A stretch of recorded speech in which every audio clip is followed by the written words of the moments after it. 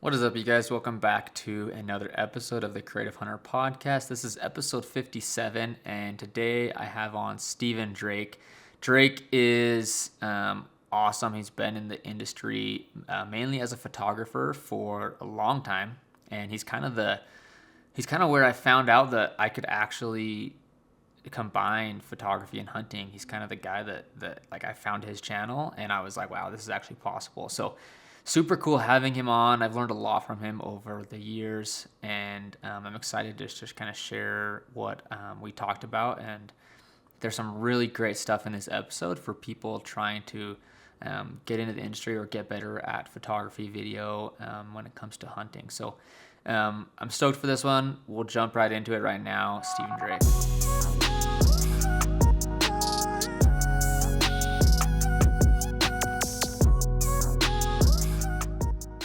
So yeah, dude. So you just got back, or I don't know how long ago it was, but you went to New Zealand. Was it this spring? Yeah. My wife and I went down there for 3.5 weeks. I mean, basically a month. And yeah, we were Yeah. there pretty much the month of May. And Nice. I don't know, with every trip, there's so much planning and stuff that goes involved or that's involved in it. And then we did the trip, and then it went by so fast. And then we've been home for a month now, and it's like, did we even go? And like I shot a tar, and like all these crazy things happened there, and it's just like it was absolute whirlwind. So hope to go back again That's next year. cool. Yeah. What do you think 3 weeks was enough, or would you try and go longer? um, I guess here's the reality of, and this is true with probably any international hunt, especially. I don't run into it so much in like lower 48, but like when you travel for hunting, I mean, I plan to lose at least a third of those days to weather, Mm-hmm. and we lost over half of the days to weather. And by weather I mean like serious weather. Like, I mean, day 3 it snowed. It snowed almost 2 feet, and then the next day it snowed another foot, and our rental car got stuck for like 3 days.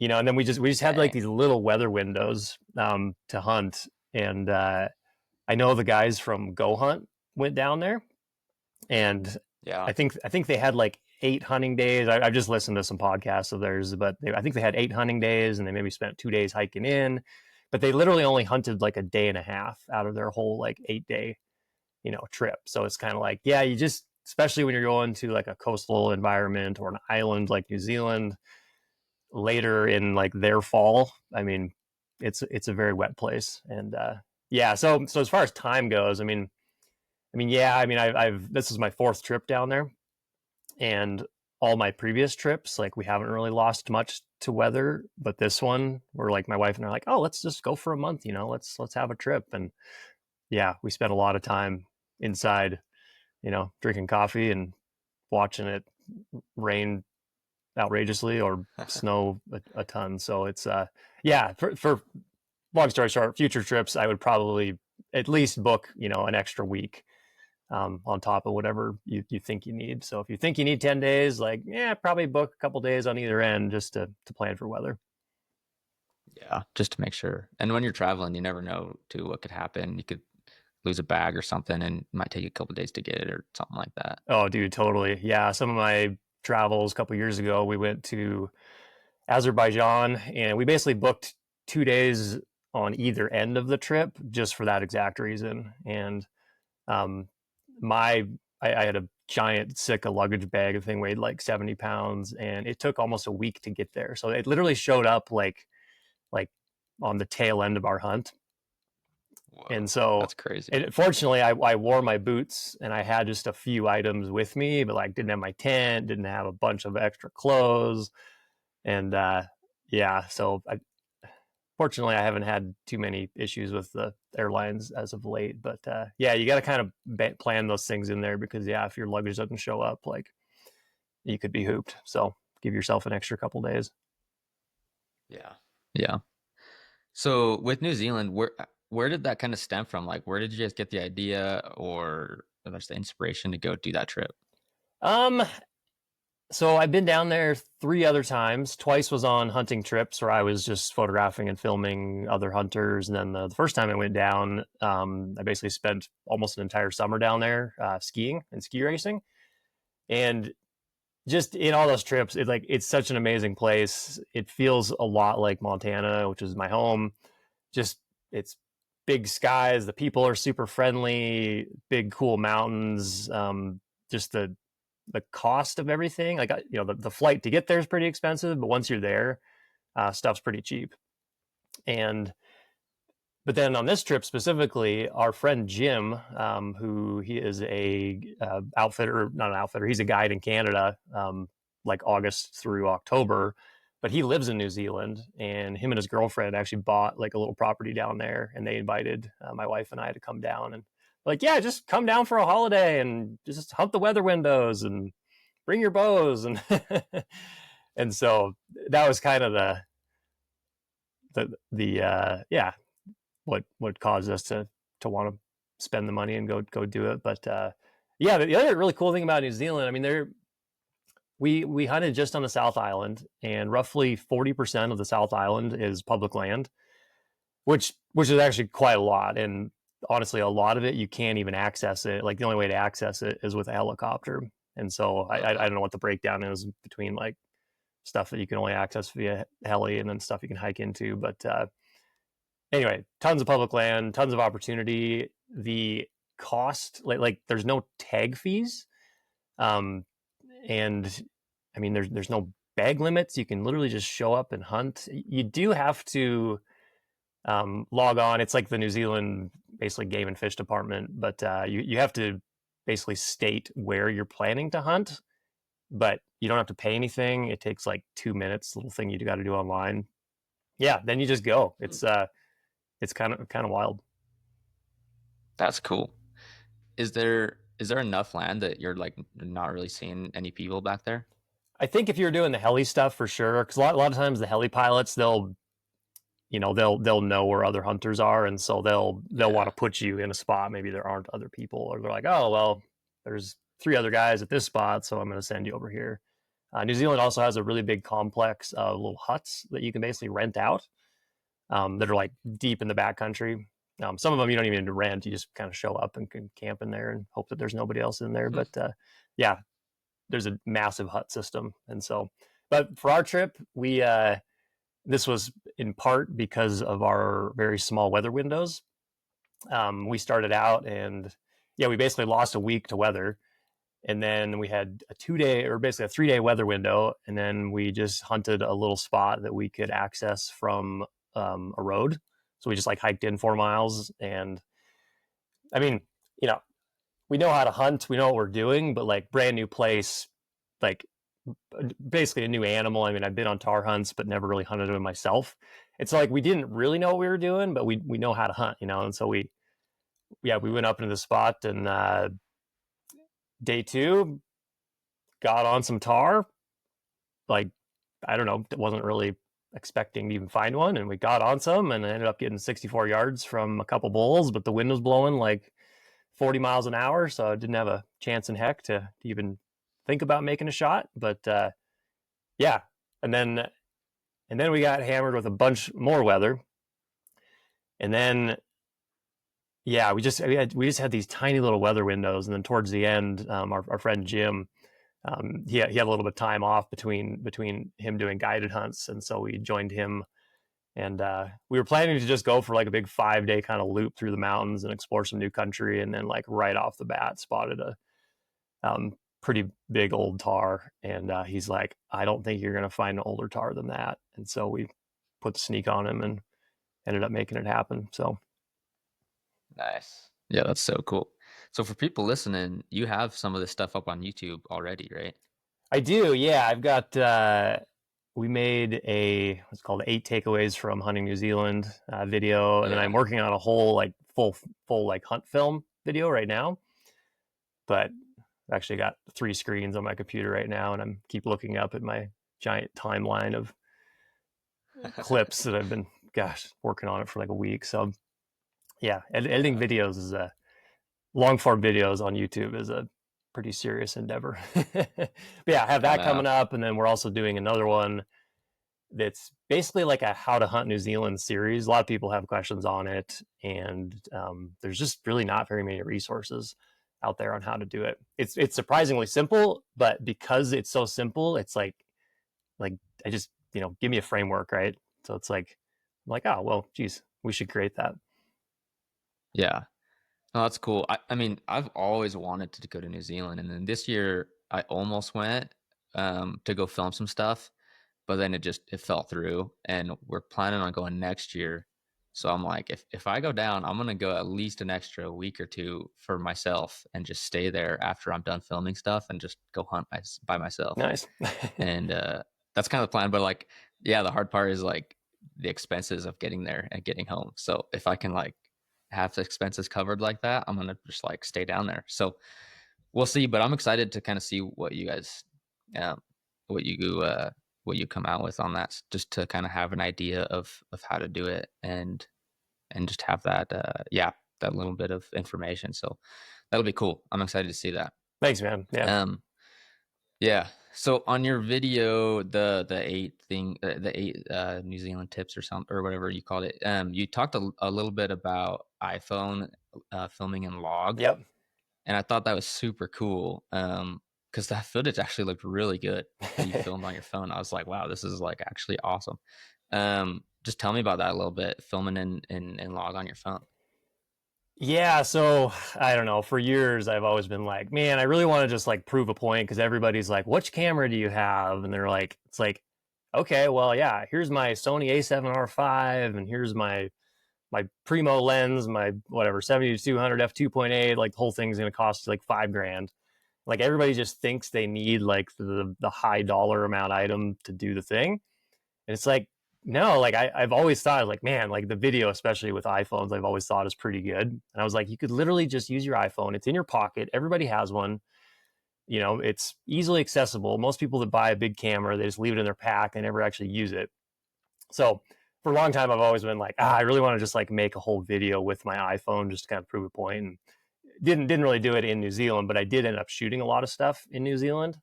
And yeah, I just switched it to what is it, Apple ProRes log or whatever, and didn't use an ND filter, nothing, just shot on log, and just like a handful of clips, and like, dude, they're phenomenal. They look really good. They color grade like amazing. Like it just, yeah. So now fast forward a little bit.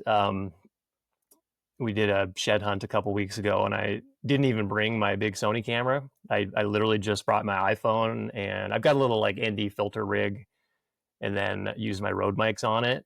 And I was like, I'm just gonna film this whole thing with my iPhone. And so that's another video we're working on right now. But it's pretty good. It's the quality is just pretty phenomenal. It's kind of, if only if the photos were better, I would, it would be even more game changing. But for me, the photography side of things, that's kind of my primary career, if you may. So hasn't replaced the big camera quite yet, but yeah. So when you're filming on your phone, are you using the iPhone camera app, or do you have a separate app that you're using for that? So it depends. In New Zealand, I was just using the iPhone app, and one issue is if you tap ProRes log or whatever, dude, like a minute of footage might be like 10 gigabytes or something outrageous, and so you don't want to go crazy with that, or you probably just physically can't. My iPhone, I did get a 1 terabyte iPhone just because I was like, well, if I do a lot of filming and stuff or just content creation with my iPhone, it makes sense to have a bigger one. But so in New Zealand, that's just what I used. But since I've been home now and I got a little ND filter rig, I use the Blackmagic camera app.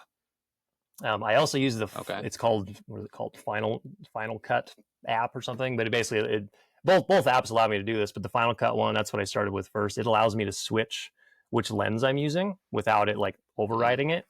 And then I can overlay the log footage on top of that, or the log or the LUT on top of that. But when you're using the Blackmagic app, you can, so there's like, try to dumb this down a little bit, not dumb it down, but simplify it a little bit. So there's like different like codecs of ProRes or like Apple log footage. Gotcha. And there's one that, you know, a minute of video would be 10 gigabytes, but then there's another one and it's like H.265. I've done a lot of testing using this, and like you literally can't tell the difference, but the file size is like, I don't know, maybe 10 minutes of video would be, or sorry, a minute of video might be like 100 megabytes. And so that's the one I've been using, and the footage looks incredible. And I can only do that through the Blackmagic camera app. But when I'm using that, though, I do have an ND filter that I put on the camera. It just, you know, keeps your shutter down and makes everything look buttery smooth. Nice. So if someone's filming a hunt on their phone like that, would you recommend getting a microphone as well, or do you think that iPhone mic's good enough? I mean,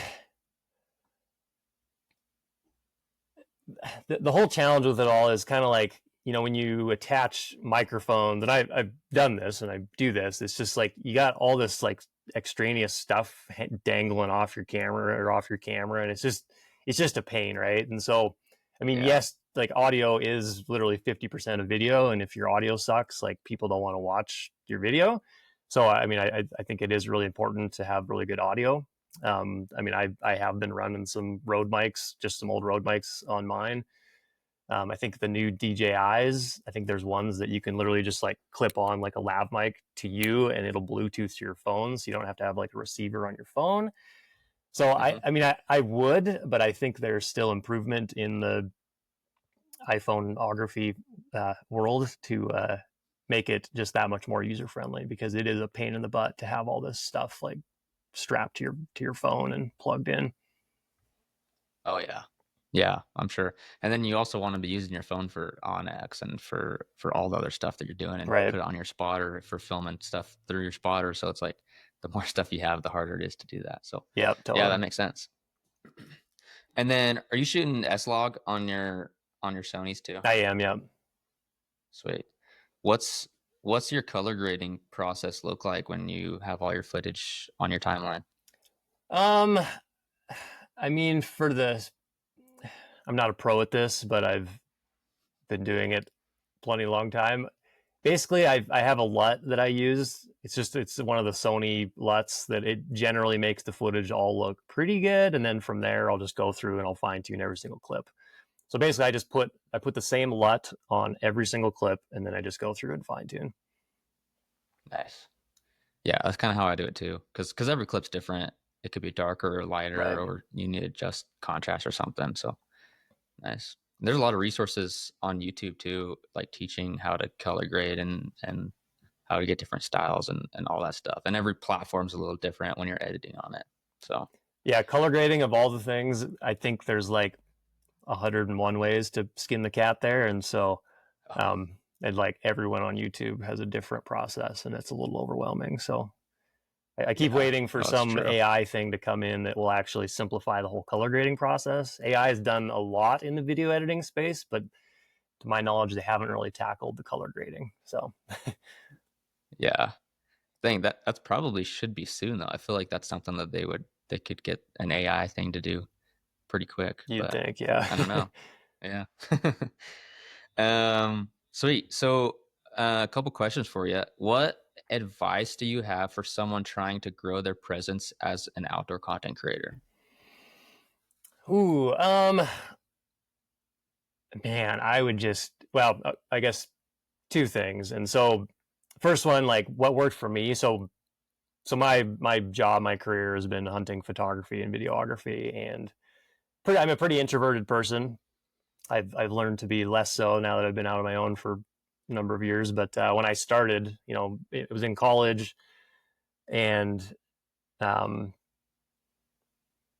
let's see, I met a guy through college that introduced me to a couple brands, and I ended up getting jobs with those brands, or jobs with an agency that represented those brands, and that kind of gave me the platform to be able to share my work. And so I guess my first piece of advice would be to, you know, try to get connected with the brand or a group of people or brands that you really like, and work with them, because working with them, you're going to get like introduced to all sorts of people. Maybe you'll go to some trade shows, maybe, yeah, you'll make connections that way. If you're like most hunters that just want to spend time in the woods and be by yourself, like, yeah, you're probably not going to meet people. And I think networking is probably the biggest and most important thing in trying to be successful in really whatever you do, any job or even personal things that you do in life. I think networking and who you know is going to be your best bet. Secondly, I mean, just spend time out there and this is kind of why I wanted, or I'm filming more with my iPhone. It's just like, use what's easy. Don't think you got to spend 5-10 grand on a fancy camera to do the thing, because at the end of the day, that's not going to be the deciding factor whether you're going to actually create content or not. I think what's going to be the deciding factor is how easy it is and how little of time it takes to actually create stuff. Like I'm pretty active on social media and TikTok, YouTube Shorts, Instagram, and I try to pump out like a video a day on all 3 of those platforms. And then like this one YouTube video I'm working on right now, it's like I've been cranking on it for 2 weeks, and like my eyes get all red, and it's just like kind of brutal. So it's like, yeah, if your goal is just to pump out like really badass YouTube films and it's just you, like it's doable, but it is hard. And like my last YouTube video got like 2,000 views. It's like, this is crazy. And I spent like 40 hours on it. And then, we posted a TikTok video 2 days ago. It's got like 1.5 million views. And it's just like, like effort does not necessarily equal views. And so it's just kind of like, you got to bounce around, or like search for the platforms that are going to yield the most results. That's one way to think about it. So Yeah, for sure. As far as that stuff goes, I'm just curious, what would you rather focus more on the long form hunt film content, or do you like doing the short form like Instagram Reels and TikTok stuff? I really like the long form. I like the storytelling. The short form, you really can't tell us. I feel like you really can't tell like a detailed story. But honestly, I think the main reason that I continue to do YouTube, it's not for likes, it's not for views. It's literally for me. It's for my wife and I. It's for our family. Because like, we're fortunate enough, we travel a lot, both for work and for pleasure. And it's like, if I didn't create content, whether it's photography or video, like I literally wouldn't remember, half of these trips. And so, but then when you have like this like pretty fine-tuned film, or even just a bunch of really rad photos, like you can always, until we get old and get Alzheimer's, like we will forever be able to go back and look at those and be like, oh yeah, remember that one time we did this, remember that time we did that. Or like, it's just like these little kind of fun moments in life that you get to relive. And so, I mean, for me, that is truly why I do the long form YouTube stuff. That's why I spend hours and hours just editing. I mean, yes, I've gotten work opportunities because of that, but that's not really the main why. And then talking about like short form stuff, I mean, I think from a business standpoint, like if you're not, front of mind to people, if you're not constantly putting content out there, like you're going to be forgotten pretty dang quick. And I've experienced it myself when it's like, oh geez, I didn't post anything for 2 weeks. You talk to somebody like, oh, like, well, man, I haven't seen like what you've been up to, or like what's going on. Or like I have, numerous acquaintances that just choose not to be active on social media, which is totally fine. That's their choice. But then they don't land jobs. And I mean, maybe they have a better life because they're not sucked into the trap of social media, but they're not front of mind to a lot of the brands, and then they're not getting opportunities. So it's I don't know, a bit of a double-edged sword potentially, but man, so much of my job has been in posting on social, and because you just get opportunities because of that. So yeah, that makes a lot of sense for sure. Okay, so I'm curious about this as well. So do you ever feel like you have creative slumps? And if so, like how do you get through that? Hmm. Yes, definitely have creative slumps. Um, that's probably why I started. So, gosh, it's been like 8 years ago now. I started vlogging, and I was just like, yeah, I'm just gonna like film all the little random things I do, whether it's hunts or go for hikes or whatever, and just kind of it basically gave me a creative outlet that at the Yeah. time, or it still isn't, but it's like it wasn't branded. It was just like, here's what I'm doing. Here's just kind of a fun creative exercise, and so yeah, I guess it's doing stuff like that that's just like, hey, this isn't work, this is just like my own thing, and you know probably not going to get very many views, but then also like when we went shed hunting the other day and I just brought my iPhone, I was like, I'm just going to film this whole video on my iPhone. It was like a brand new creative exercise. There's lots of, I mean, we all know how to film with our phone, but there was lots of like kind of unique little things about it that I was just kind of learning, and so it's fun to try to Uh-huh. add some newness to it all. um I think back on like, yeah, well, which kind of brings up a new thing, like doing stuff that's new and outside of kind of your realm, I think is super important. I've been fortunate enough to go on a lot of like sheep hunts and photograph a lot of sheep hunts. And it's funny when you get an animal down, it's like, at least with sheep, it's almost become kind of formulaic for me in how I photograph it. Cause like I've already figured out the kind of the cool shots that like look really good, or like how to make a certain animal like look absolutely fantastic.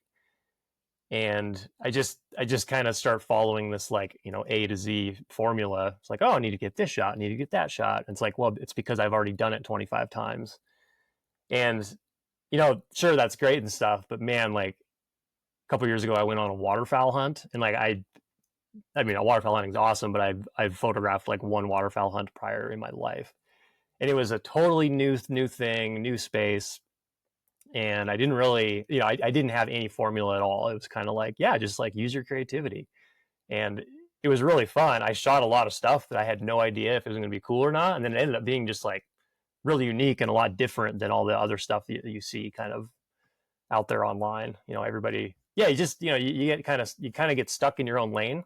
Maybe not stuck, but you go in your own lane. It's just like, okay, like, I think it's important to continue to branch out of that and try to just introduce new ideas, new creativity to it all. So I used to really look up to wedding photographers because they would always photograph like just a lot of the intricacies or details, or even just like getting kind of unique human interaction. And that was kind of my inspiration early on, because I would like look at some of these like random wedding photographers and they would just like do some wild stuff, and I was like, oh man, like should try to introduce that into hunting. Because if all you do is stay in hunting and you don't really look outside of that, like I think you're limiting yourself. Yeah. That was another question I had, and you kind of touched on it. It was just like, where do you go to find creative inspiration? You mentioned weddings, so are there any other places or industries or anything that you look for? Um, yeah, definitely. I would say it's mostly wedding photography. I mean, definitely, big outdoor like mountain, climbing things and stuff like that. But I think the thing in hunting that, I mean, there's a couple unique things that happen in hunting. And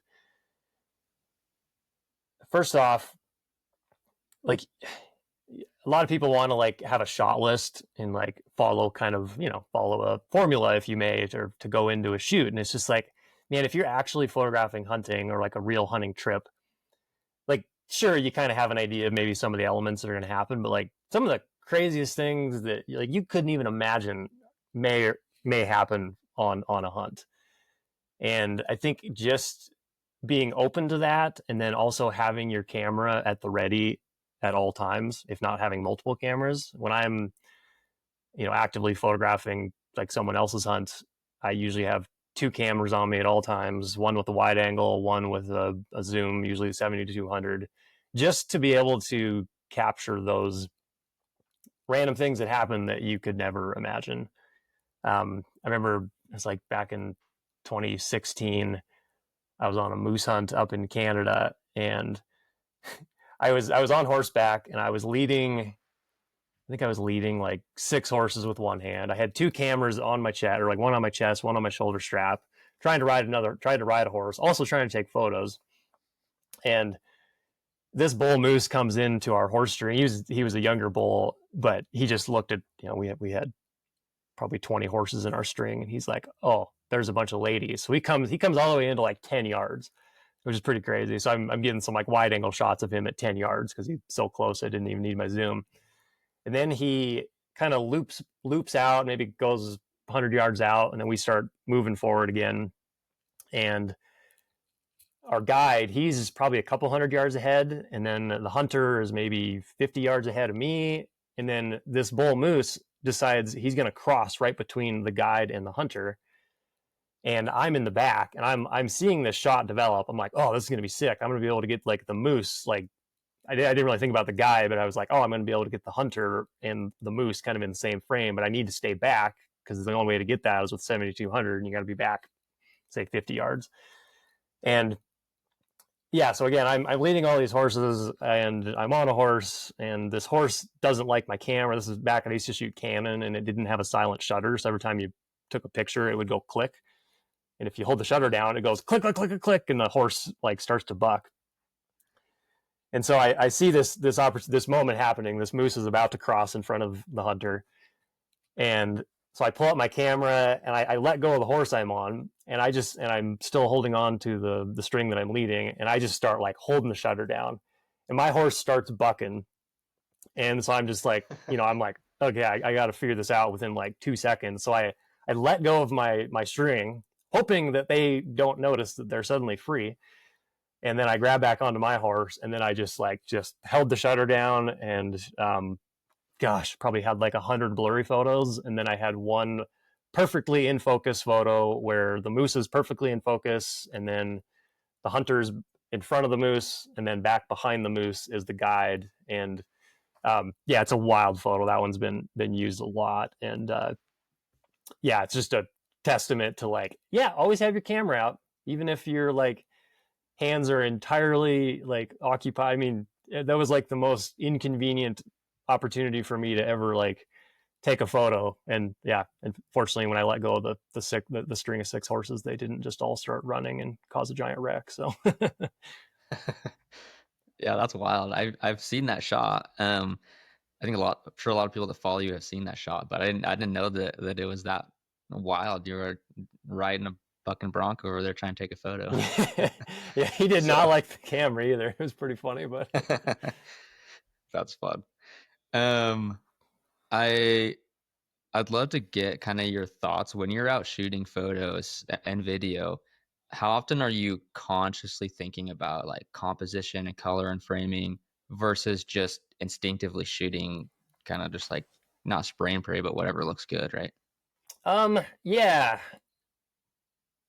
When I started, it was a lot more spray and pray.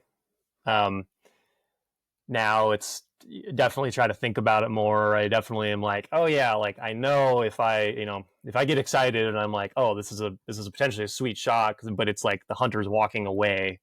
It's like always in my head. I'm like, I need to get up either up in front of him or to the side, because like that's always going to be better. And so, I definitely take a lot less photos from behind now than I maybe used to. But I still shoot a ton. Kind of my creative process is like, and partly because we're in the digital era and you can do this, I think it would be different if I grew up in like the film era where you had, 24, 30 clips on each roll of film, or photos on each roll of film. But like, I'll just start shooting. I'll shoot 300 photos until I finally get into a rhythm. And then I'm like, ooh, this is good. This is good. But typically when I'm out for a whole day photographing somebody else, I mean, unless something really crazy happens, like I'll probably shoot 1,000 to 1,500 photos a day. So, 10-day trip, there might be 15,000 photos, and only, I would say 20% of those photos are like good. And a lot of those, it's not like, I might hold the shutter down and get like 10 photos of the same scene. Then you're going through and you're finding like the one or two that are like the best in that. So it's not like, 1,500 like individual unique images. Yeah. Yeah. You're just trying different angles, different shots. Yeah. You're just finding the best stuff. Cool. Yeah. I love that.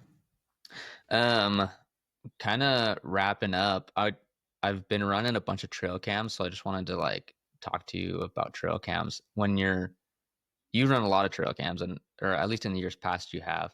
When you're setting trail cameras, what are you looking for mainly? Are you looking for like trails, water? Is there specific things that would stand out that you would intentionally put a camera in a spot because of that? Probably the thing that I've learned the most is it's always a bummer because you can't do this like while you're setting the cameras out. But basically, in the previous fall or even in the winter, if you go out, you can see the game trails are so obvious, and the critters are going to use those almost year round. But then if you go into those spots in the summer, this grass is going to be so deep you're not going to be able to see the game trails. And so what I've started to do is in the fall, when I find an area where I'm like, oh yeah, like this is a primary travel corridor or whatever, like I'll mark those spots on X, and then I'll be like, yeah, I should hang a camera here in the future. But if I don't have that knowledge, basically what I do is I primarily focus on either wallows or feeding areas. And then I always try to get the sun at the back of me. So like instead of having the camera pointed in a direction where it's going to get like sunlight shining in it for most of the day, I just try to make it so that the sun is always going to be behind. It just seems like the cameras just they'll just shoot all day long at every little blade of grass that's blowing. But if you can get the sun behind you, you'll have a lot better results. Yeah.